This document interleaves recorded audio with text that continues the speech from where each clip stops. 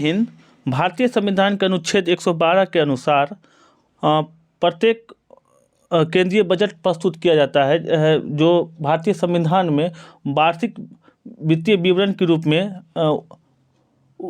उद्घोषित है, जिसे प्रत्येक वर्ष फरवरी के पहले कार्य दिवस को भारत के वित्त मंत्री द्वारा संसद में पेश किया जाता है। ध्यान रखने योग्य बात है कि बजट हमेशा लोकसभा में ही प्रस्तुत किया जाता है। आज़ाद भारत के पहले वित्त मंत्री के द्वारा, जिनका नाम आर.के. शनमुखम चट्टी था, 26 नवंबर 1947 को बजट पेश किया गया। मौजूदा 2023 और 24 की बजट मौजूदा वित्त मंत्री श्रीमती निर्मला सीतारमण के द्वारा प्रस्तुत की गई, जिसके मुख्य भाग निम्नलिखित हैं। हम सभी जानते हैं कि अभी आज़ादी का अमृतकाल चल रहा है, उसको ही ध्यान में रखकर अमृतकाल की विज़न 3 पिलर पर डिपेंड है, जिसमें युवा वर्ग के लिए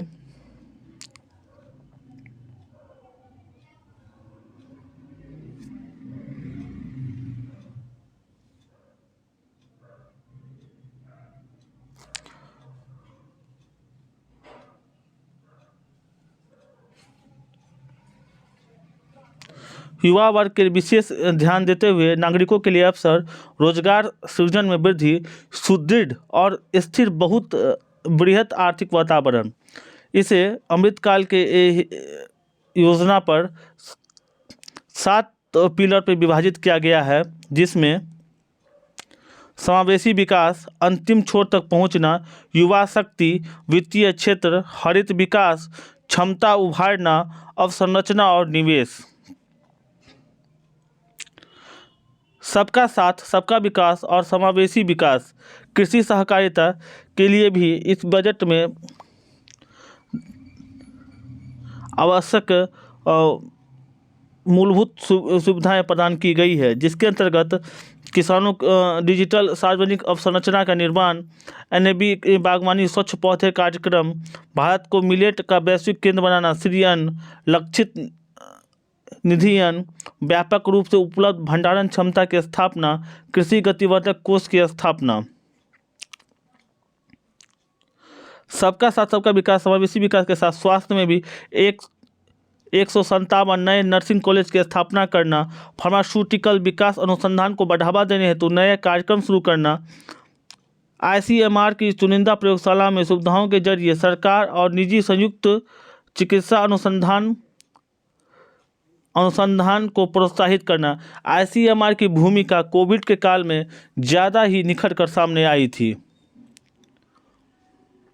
स्किल सेल एनीमिया उन्मूलन मिशन, एनीमिया वही जिसे रक्त की कमी के कारण कहा जाता है।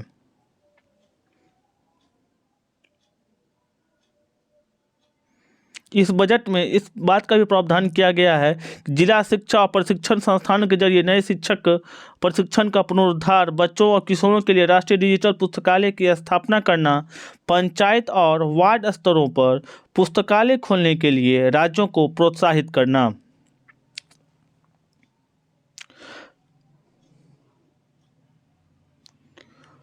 मौजूदा भारत सरकार का सबसे महत्वाकांक्षी योजना उज्ज्वला योजना है, जो मुफ्त LPG कनेक्शन, प्रदूषण को कम करने हेतु उस पर भी इस बार ध्यान दिया गया है। ग्रामीण घरों को 9 करोड़ पेयजल से कनेक्शन, SBM के तहत 11.7 करोड़ पारिवारिक शौचालय बनाना,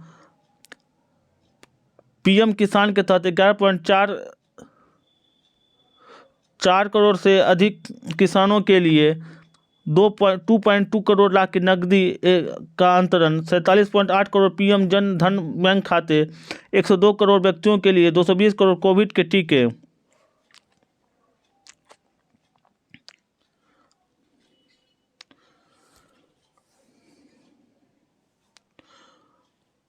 मौजूदा जो बजट पेश किया गया है वो आगामी चुनाव को भी ध्यान में रखते हुए पेश किया गया है, क्योंकि एक बजट और पेश किया जाएगा जो 2024 के फरवरी में होगा।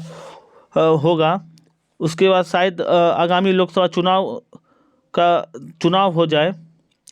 प्रधानमंत्री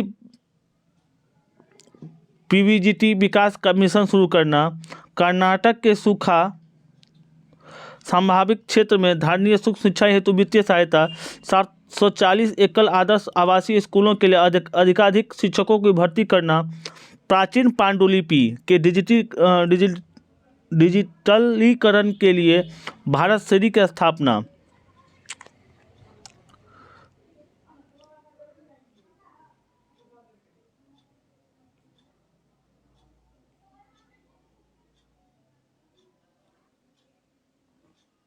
इसमें कुछ नए योजनाएं भी शुरू की गई है, जैसे पीएम प्रणाम की शुरुआत की गई है। राज्यों और केंद्र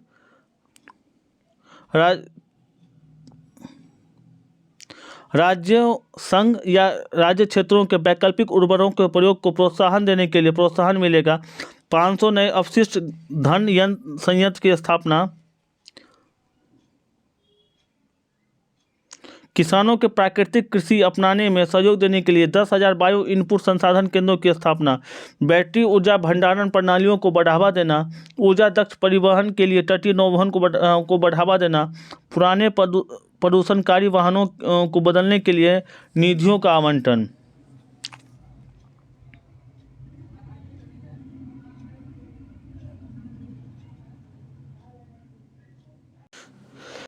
दो 2023-24 के बजट में रक्षा मंत्रालय के लिए 5.94 लाख करोड़ रुपए का आवंटन किया गया है।